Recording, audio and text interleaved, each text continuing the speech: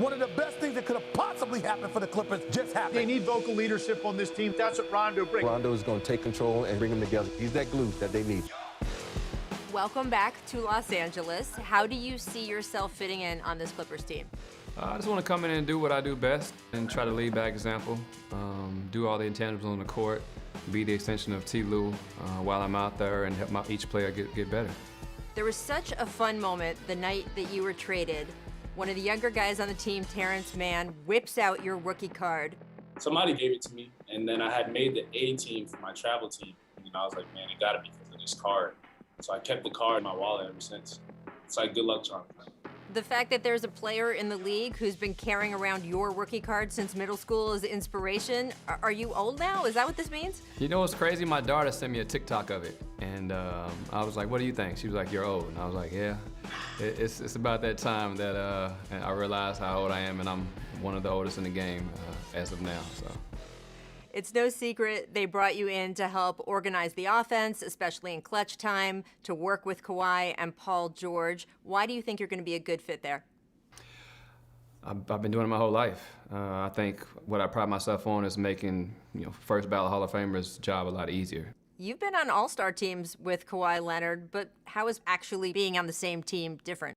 Kawhi's, his passing ability is unreal. I didn't expect him to be such a great passer and a willing passer.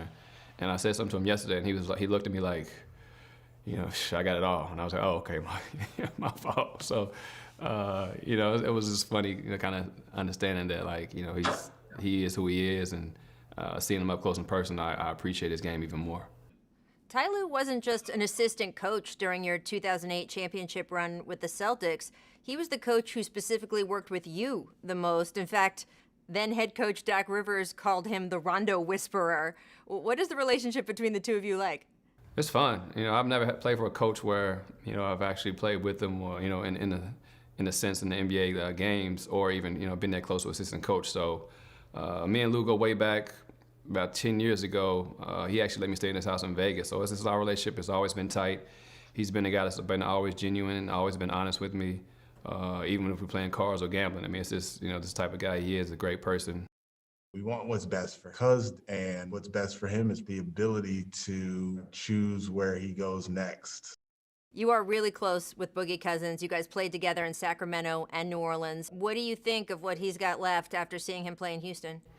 I think he has a lot left, and I know he has a lot to prove to himself, the league, and he probably wants to prove as many people as wrong as I do for him. I'm hoping for the best. He's one of my dear friends. I was in his wedding this past summer, and I wish him all the best. He's had a tough road to get back to this point where he is.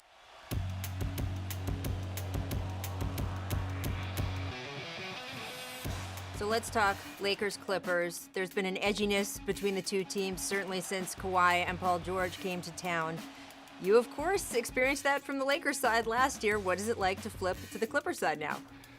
It's different. It is a rivalry here in Los Angeles, but for the most part, I've been getting a bunch of, just welcome backs. It's different coming back to LA being a champion, so it hasn't been as brutal as you would think as far as going back from LA to Clippers rivalry because, Laker fans are still on the high horse as far as, championship ring this past summer. So I'm just looking forward to the competition, getting to learn my teammates as much as possible and competing.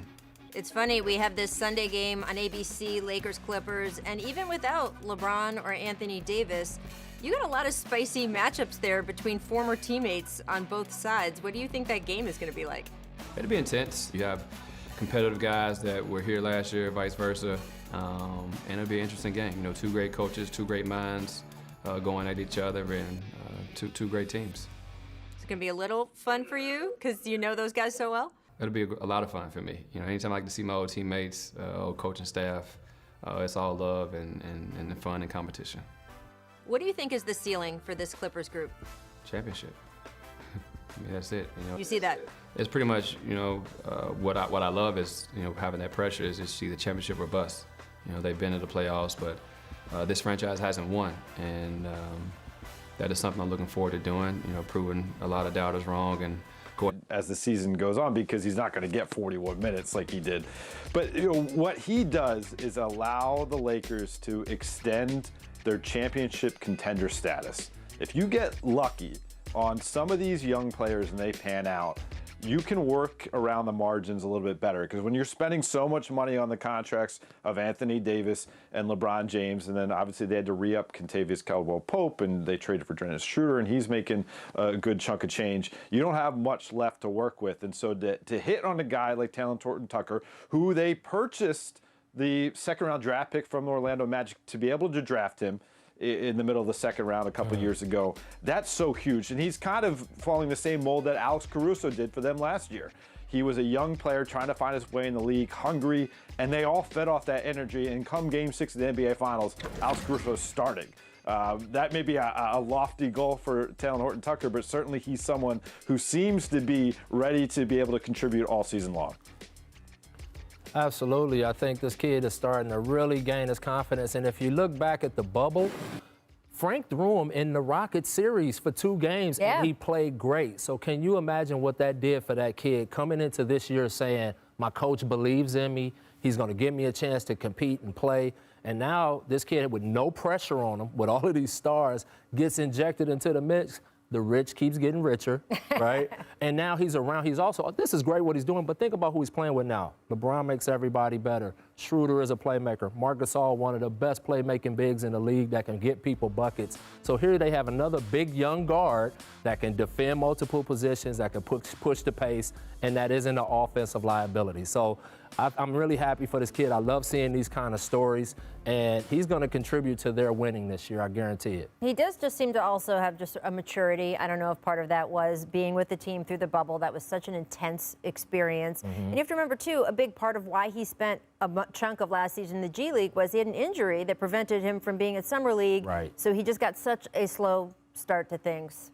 I do want to know, though, now that his depth has improved, now that he's improved, now that the depth of the team overall has improved, Dave, how does that impact the team's plans to load manage LeBron and Anthony Davis?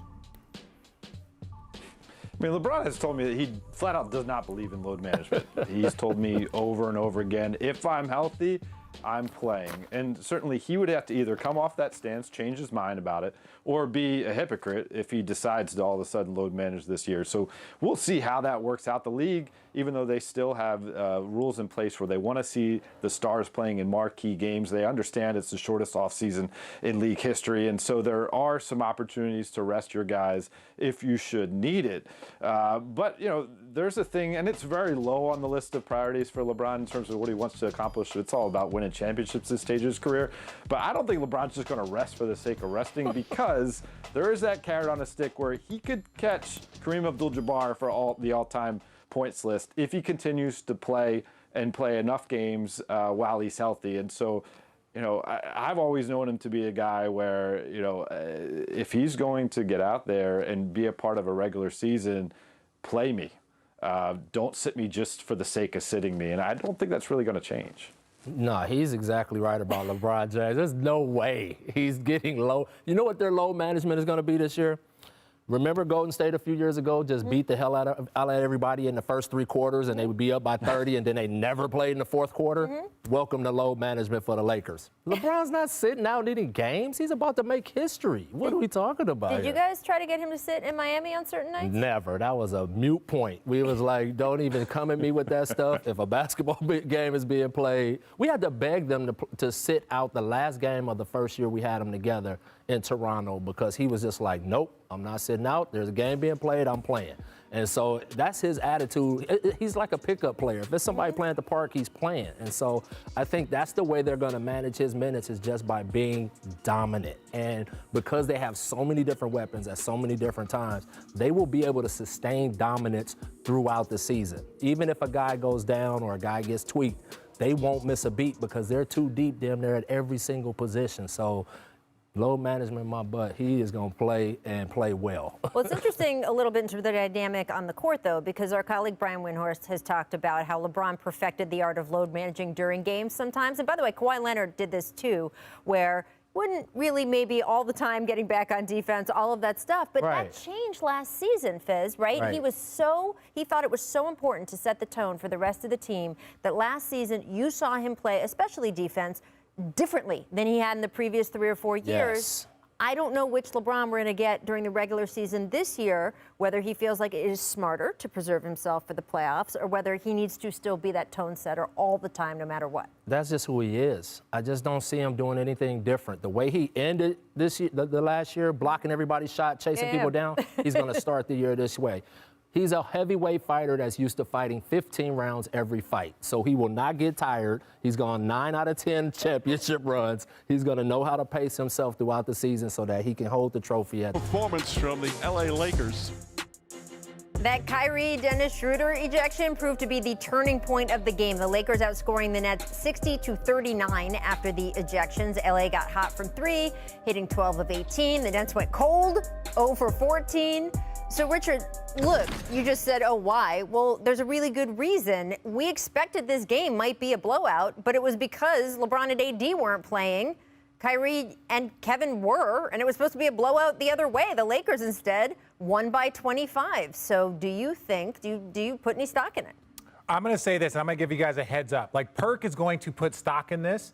I'm not going to put any stock in this because ultimately these are not the teams that we are expecting to be in the finals. Now, that doesn't mean that they're going to be 100% when they get to the finals if these two teams are the ones there. But ultimately, you can't really judge anything off a team without LeBron James, without Anthony Davis. Kevin Durant has been back for 3 games. No James Harden and a Kyrie tossed out in a 1-game situation.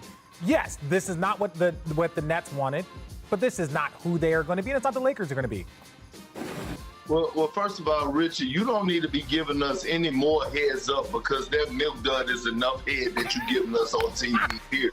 All right, that's the first thing. Second of all, yes, Rachel, I am going to put stock in this, and I'm going to look at the Lakers, right? Look at Taylor Horton-Tucker, Kyle Kuzma being out right now, and he's stepping up his game, being able to sharpen his knife and sharpen his skills. Ben McLemore, new addition, being able to come in and light it up from the 3-point line. KCP hasn't been shooting the ball well. So, adding great depth that holds everyone accountable. Well, now KCP is going to have to elevate his game because he's going to have to be looking over his shoulder. Third, Andre Drummond.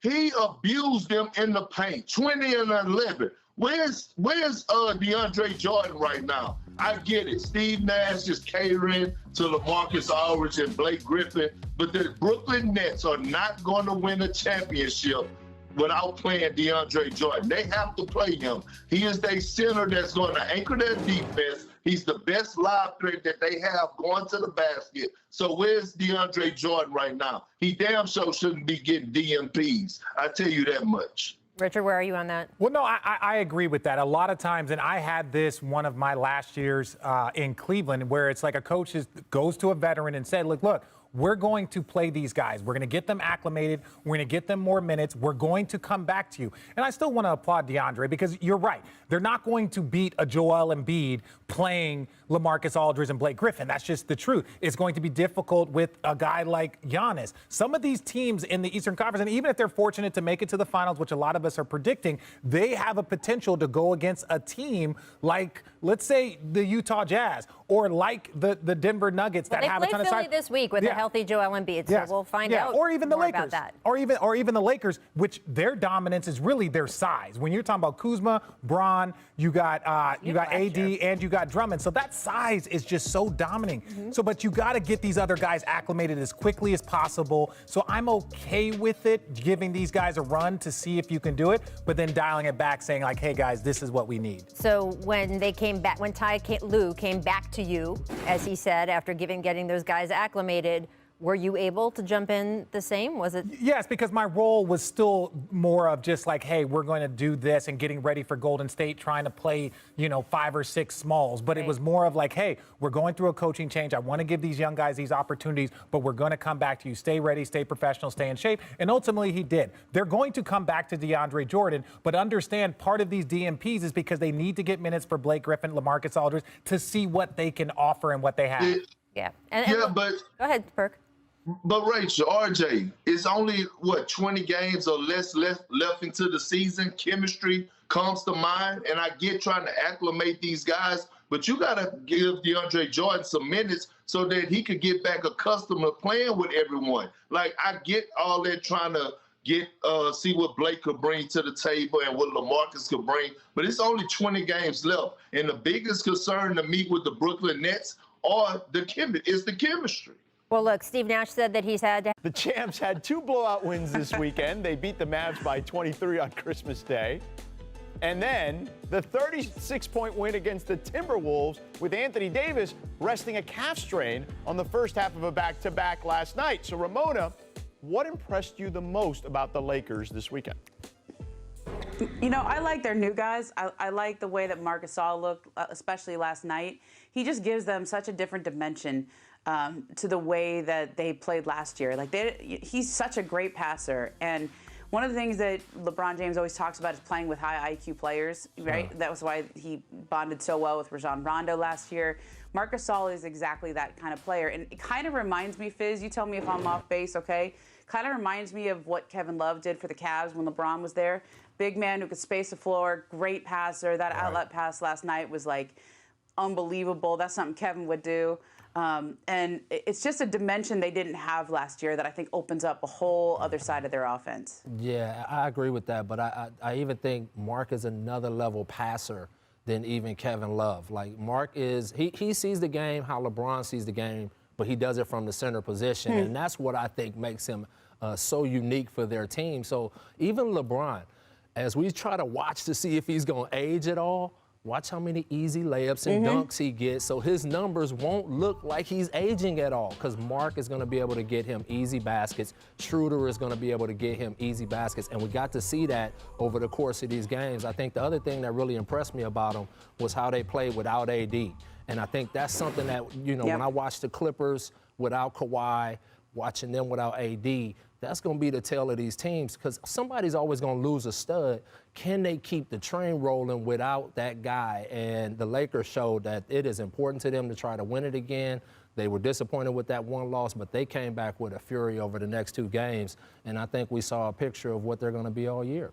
I mean, Marc Gasol in the high post, Fizz, you and I talked about this just last week. I mean, he is unstoppable from there. Like, his vision, his court vision is great. He could play quarterback, honestly. Like, he could fit the ball in such tight windows. There's no doubt about that. And, you know, I'm glad you brought up the thing about LeBron. 7-foot quarterback. Yeah, for sure. Right. The thing about LeBron, there's this notion that, well, LeBron needs the ball in his hands and playing with another playmaker is a deterrent. On the contrary, if you look at LeBron's career, even when he was younger, when he had another playmaker around him to make life easier for him, he excelled. You know, whether it was Dwayne Wade, Kyrie Irving, you name it. There's a lot of guys there that move the ball to help him as well. He's obviously as unbelievable a passer as we've ever seen play the game. Him and Magic Johnson are in that conversation. But he certainly benefits from having those kind of guys. Yeah, and you look at, like, Dwayne used to get him, you know, length the court stuff when young LeBron wanted to outrun everybody.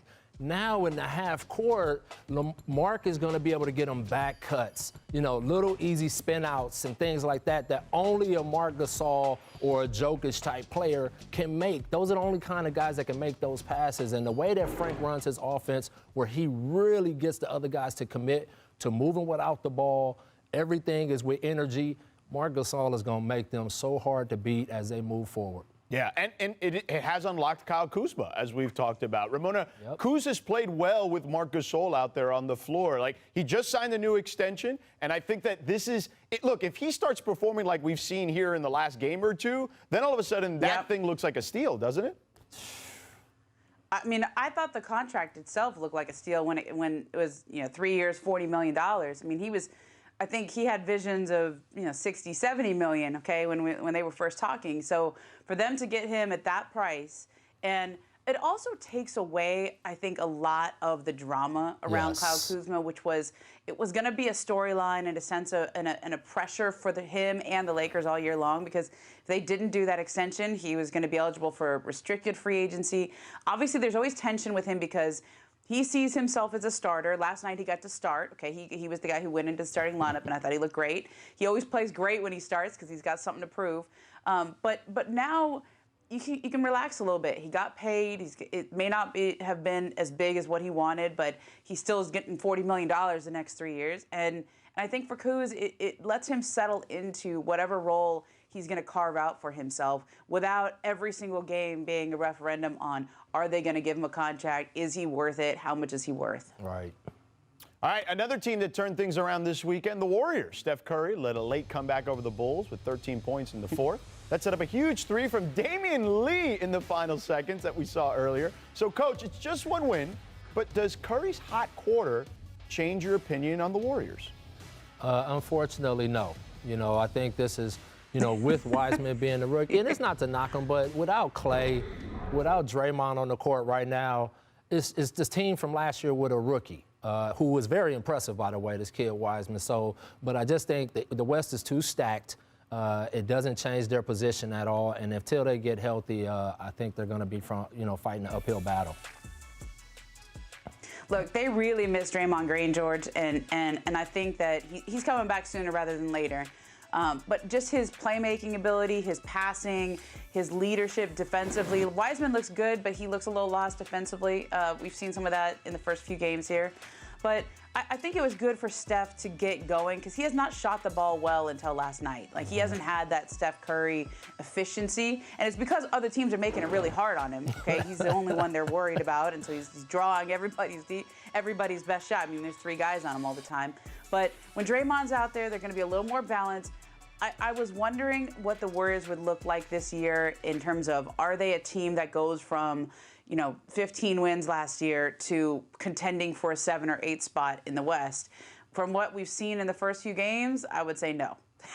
Yeah, I would agree. I don't think that they are looking like anything like a playoff team, but I want to wait on my judgment of them because they have to figure out a whole new way to play. They've got to figure out how to put Kelly Oubre and Andrew Wiggins into spots where they can give them advantages offensively, because so far those two guys have looked a little lost in that Warriors offense, and they're spending a lot of money on. But there were more moves, obviously. There were? Let's move on. Yes, there were more moves. Let's move to the West. The other big signing this weekend, Andre Drummond, and the Lakers agreed to a deal for the rest of the season. Because the Nets were out of roster spots. Lakers coach Frank Vogel said he expects Drummond to give the team, quote, a big lift in the immediate future. So, Matt, how does the Drummond signing impact the Lakers in the West? With the trade deadline looming in the buyout market, I think this is the biggest pickup. They needed to fill that void at the center spot. I think people underestimate how important Dwight and JaVale were for this team last year. Their energy, their athleticism, their just ability to plug those little voids. Obviously, signing Marc Gasol, he's never been an athletic guy. He's going to beat you with his mind and his skill, but they needed someone big to out there. Drummond is probably the best rebounder in the game. And I think it's going to be big. But like I said last week, I don't think we're going to see his full potential until you get the stars back. He's not going to come in and be a go-to guy you can load up and get 30 out of every night. That's not his game. I think he's going to plug all the deficiency they had. He's someone that's averaging 18 and 14 without his number being called. So anytime you can add a guy like that to a championship caliber team, it's going to be a plus.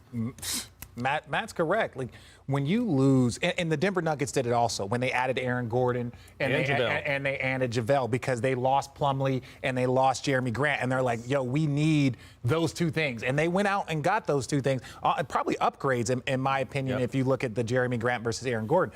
With the Lakers and with Drummond, if you're possibly playing against a Joel Embiid, if you're going to have to go against Jokic, like, a Drummond will be very impactful because it makes them guard on the other end. It makes them have to deal with other things. So whenever you're fighting for a championship, and Matt knows this, it's about having all the possible puzzle pieces, all the chess pieces. Like, okay, because we remember in the Houston series, Dwight Howard didn't play much for the Lakers, but then he played a ton against Jokic. So it's all about matchups, and you want to have all the possible pieces so that you can weather whatever storm regardless of matchups. Well, let's look at it this way, too. Clearly, the Lakers need help right now, right? Because AD is going to be out another couple of weeks. LeBron may be out to the end of April, right? They need help, as much help as possible. They've gotten a couple of wins here against teams that they were better than, and they should get wins again against. So that helps in the immediacy of it. When AD's in the lineup, we know AD, even though he played 60% of his possessions at center, doesn't love playing the center position, right? He'd prefer to have a big man like a Dwight or JaVale there.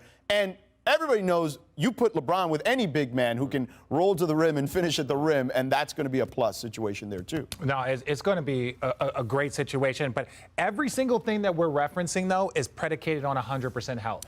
If we're talking about the Brooklyn Nets and them winning a championship, that means KD and their entire roster is healthy. Lakers the same. There's so many teams that it's like, okay, we know Joel Embiid, possible MVP, like, we need him to be 100% healthy. All those things being equal, I still think it goes Lakers, Nets, and then And we one, start and lining up. One thing we're not talking about either is this defensive front line with Drummond and AD and LeBron. That's going to be a hell of a defensive front line come playoff time. Yeah, no question about it. All right, let's look at some of the possible star-studded lineups the Lakers and Nets could roll out as they potentially face each other. So, Richard, who's the better team on paper, Brooklyn or LA? I think on paper, it's the Brooklyn Nets. They have more talent. But one thing that everybody knows, especially if you saw the Clippers last year and the discussions, whether it was pre their collapse or post their collapse, was a lot of chemistry issues. That's why they went out and got a point guard, because chemistry plays a huge part. Even the Milwaukee Bucks, there was conversations about they just didn't really want to be in the bubble. They didn't really like it, and it was just they couldn't really kind of get themselves together. So I look at the Lakers team, and they have the chemistry. Most of their pieces are back from the championship year. So I think the Nets are more talented, but the Lakers, with their chemistry, that's their one advantage. I agree 100%. On paper, if you look at all the individual accolades that the Brooklyn Nets have acquired, it's off the charts. We've probably never seen a team with this many individual accolades. But like RJ said, to me, incorporating one piece is a lot easier than incorporating a handful of pieces, which Brooklyn is having to do. And like I said, Drummond is not someone who demands the ball. Drummond is going to do all the little things and still put up numbers. And the Lakers' core is back where they built a lot of that chemistry. Well, and I thought your point, Matt, earlier about just the size, right? And these are contrasting styles. The Lakers are not a great three-point shooting team, but they will bludgeon you. And we saw that last year in the bubble. Like, how much of that do you think, though, can be a huge factor if these two teams meet in the playoffs? It's going to be big. You know, it's going to be really big, and it's hard to go against that trio you have over in Brooklyn, but then it's also you got the best duo over in LA. Right. You know what I mean? And a lot of Kuzma's playing really well. Caldwell Pope, these guys are playing well. Schroeder's playing well. It's going to be fun, man. It's going to be fun. It's going to be fun. And the one thing that if you're the Lakers, what you have to do is you have to limit possessions. If you're just saying hypothetically you're playing against the Nets, this is a finals preview. You don't want to get in this kind of game with them. You don't want to get in this kind of game, and you want to limit offensive rebounds, because offensive rebounds for them means more three-pointers. And so you almost want to force the Brooklyn Nets to have to play big, because you can hurt them on the glass, and that's why they needed LaMarcus Aldridge. They needed, because let's say hypothetically they were to play against the Lakers, even without Drummond, the Lakers are still a huge team. So, like, you can already see teams, and you look at Embiid, and you see them having to go against Embiid. And Joe Harris, we didn't even mention Joe Harris. Joe Harris wasn't even in the damn graphic, and he's the best shooter in the league right now, and has been one of the top 5 shooters over the past 3 seasons. Jump. I'm Rachel Nichols, still here with Brian Windhorst, Monica McNutt. Monica, you cover the college game. Who do you think Dallas takes at number 1? I think this is an easy one. It's Texas's Charlie Collier with their number 1 pick. I mean, Charlie's terrific. She's got great size. And going into the NCAA tournament, she had 17 double-doubles. That was 3rd in D1. And she almost broke the internet earlier this year when she dropped 44 points in a contest. And it's really been tremendous to see Charlie kind of continue to grow and mature. I had an opportunity to cover her a little bit as a freshman. And I remember Karen Aston saying at the time, if she can ever get coordinated and in shape, she's going to be a problem, and it looks like she managed to do that. He looks plenty of both of those things to me, just saying. All right, moving on to the defending champs in the NBA, the LA Lakers. They're going to be getting a boost tonight. Coach Frank Vogel says Andre Drummond is a go after suffering a torn toenail, which just means his entire toenail came all the way off, people. That was in his Lakers debut. He missed the last 3 games after that. Vogel has made it clear Drummond is the starting center. Well, where does that leave Marc Gasol? Gasol, of course, started in Drummond's absence. He said last week the Drummond signing was, quote, a tough pill to swallow. Really seemed down about it in a press conference with reporters after it happened, but he seemed to change his tune after the Lakers game Tuesday. Here's our Dave McMenamin with the question and Gasol's answer. Mark, statistically, this is one of your better stretches, if not your best stretch since joining the Lakers, and it comes at a time where another center is going to be most likely healthy on this trip and playing. What can you do to keep the momentum or continue to impact the game if there's less playing? I'll stay ready. I'm going to tell you this. I'm fully committed to the team. I'll stay ready. When my number is called, I understand. We have to get Andre acclimated to what we try to do. We have to get back. Our 2, main guys, Bron and AD, whenever they come back, and we have to get that group going and get some chemistry going with the first unit for them. I'll be ready, no matter what happens, no matter if it's, 5 minutes, 10 minutes at the whatever position. If it's some nights I might not play, but I'll stay ready no matter what. So that was pretty different from what we heard from him a few days earlier, Brian. Do you feel he's just had time to work through this and is a genuine change of heart here? Yeah, that sounds like the pro that I know Marc Gasol to be. What he was saying last week was kind of surprising because we knew for weeks that there was a good chance Andre Drummond was going to be a Laker. Maybe he was surprised he was just given the starting job. But, let's talk about two pieces of reality for the Lakers. One is that they really need offense right now without AD and LeBron. They just struggle, and Andre Drummond can bring more offense at this point than Marc Gasol can, and that's a driving factor. In addition to the fact they had to compete to get him, and they had to promise him the starting job to get him to sign with the Lakers. The second thing is this: really, the goal for Drummond or Gasol is to force the Lakers to have to play them in the postseason. What I mean by that is, when the chips are down, the expectation is that it's going to be Anthony Davis playing center for the Lakers, and they're going to go with more of a perimeter-based shooting lineup. Either of these guys, whether it's Drummond or Gasol, needs to play so well at both ends of the court that they force Frank Vogel's hand, and that'll be the challenge for them going forward. Yeah, Wendy, you're absolutely right. And, when I first heard this quote, I was like, Marc Gasol, you do not have enough cachet to be whining about playing time. But then now I kind of understand why he may have said that. I think sometimes we penalize athletes for being honest, even though he knew all of those things potentially, Wendy, that you just talked about. And even though his numbers this season are a fraction of what his career numbers are overall, it still hurts a little bit, right? Like, these athletes still take a ton of pride in what they do and the opportunities that they're given. But now he's done a full circle in terms of getting on board to whatever the formula is going to be to get the Lakers another ring. And I'm certain that he wants one of those. So good answer from him. And I just, I agree with you, Wendy. Both of these guys want to be on the floor. And so he's got to have the right attitude to do that. That's the first step. And Frank Vogel said that he has sat him down, that they have had a conversation. And Frank stressed to him, look at the playoffs last year. He can say, we played Dwight Howard a lot in X series or Y series. We moved JaVale McGee here in X series or Y series. And then, we pulled them back in other series where other guys were more effective. He said, you're not always going to be plan A. Now, Marc Gasol's initial reaction to that was, yeah, but I'm not even plan B or C. I'm more like plan D.